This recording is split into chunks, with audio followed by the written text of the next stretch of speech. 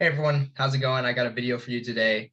Today we're going to be talking about some income statement line items. Okay, we're going to be walking through this income statement for this fake company that I made up.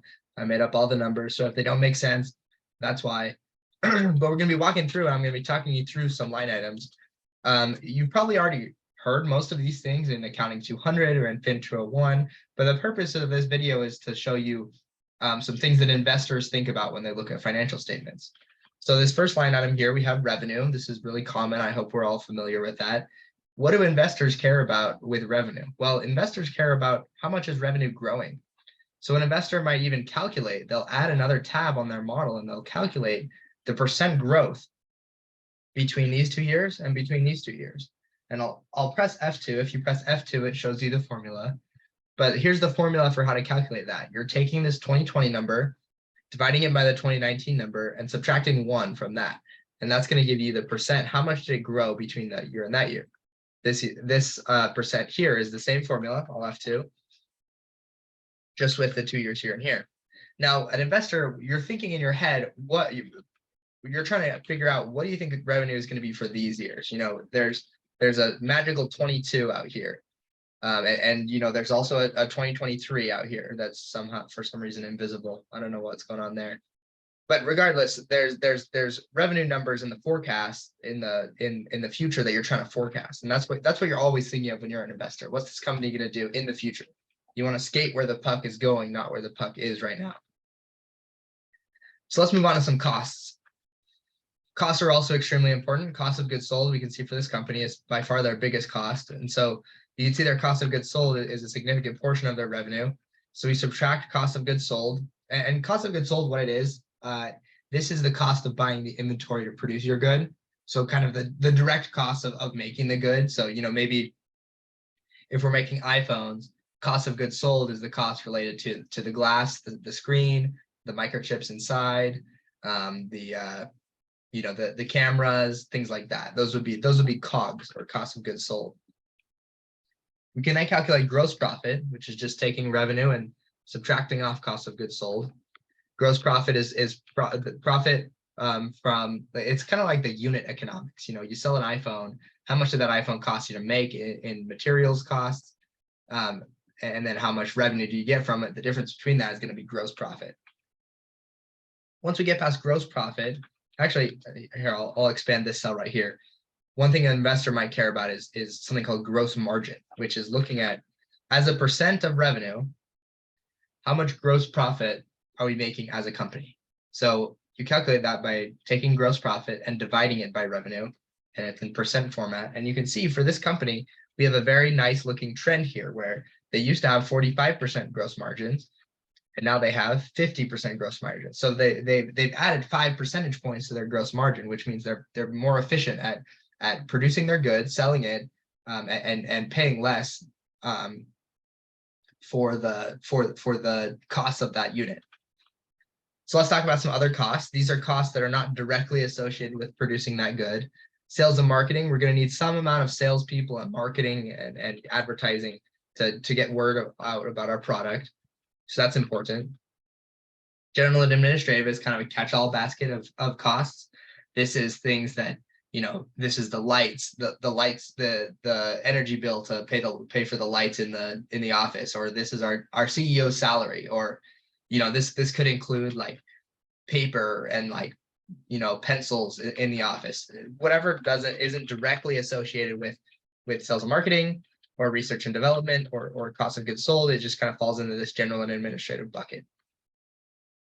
R&D, research and development, this one's pretty straightforward as well. This is just research and development, making our product better.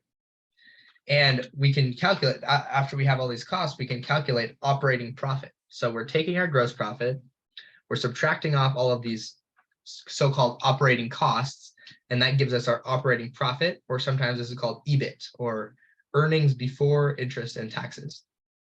And we can also look at our operating profit margin. So what percent of our revenue becomes operating profit?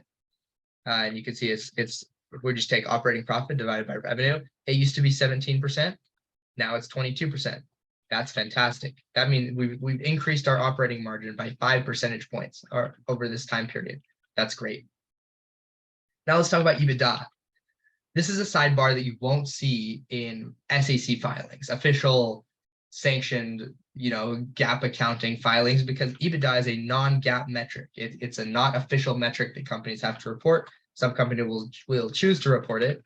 But EBITDA is very useful for investors. Especially in the private markets, a lot of investors will use EBITDA as a proxy for cash flow, and because it's really easy to calculate, much more easy to calculate than cash flow. It's capital structure agnostic, and a very common multiple that you'll see, not just in the private markets, but in the public markets as well, is enterprise value to EBITDA, which is a multiple that can be used to value companies. The way you calculate EBITDA is you just take this EBIT, this operating profit, and you add depreciation and amortization. Depreciation and amortization, you said, why are we adding it? Well, it's because it's hidden, but we subtracted it somewhere in here. D&A is embedded in cost of goods sold, and in these line items as well. And so adding it, we subtracted it here, and it's hidden. So we're just adding it back to get to our EBITDA. And then this EBITDA number, we can also calculate the EBITDA margin on. You can see that the EBITDA margin is higher than the operating margin. That's going to be true almost always. And then we subtract it again, just so we can get the flow of the income statement. You kind of want every line item to be some calculation of the line items above it. So we're moving from high to low, except for this kind of detour that we took with EBITDA. Next, we have interest expense. So we're just subtracting off our cost of debt. We have some debt and we have to pay interest on it, which brings us to our pre-tax income. Once you get to pre-tax income, you can subtract off tax expense, and you can also calculate the tax rate on that tax expense, which is just taking the taxes and dividing them by the pre-tax income. What percent of your pre-tax income goes to the government? And you can see that's falling. And then once you have that, pre-tax income minus taxes gives you the bottom line, people sometimes call it, or net income. This is the bottom of most income statements. Some income statements, you'll have more stuff. You'll have an EPS calculation. You can also check your net margin, but let's talk about this EPS calculation for a minute. Essentially, what's going on here is we're comparing our net income to the number of shares we have. So specifically, we're calculating net income divided by shares outstanding. And you can see that our EPS is increasing in proportion with our net income. It doesn't always increase exactly as much as net income, but the reason it does here is because their shares are constant. What would happen if we somehow bought back a bunch of shares and then we had 90 shares? What would happen to our EPS? Would it be 40 cents?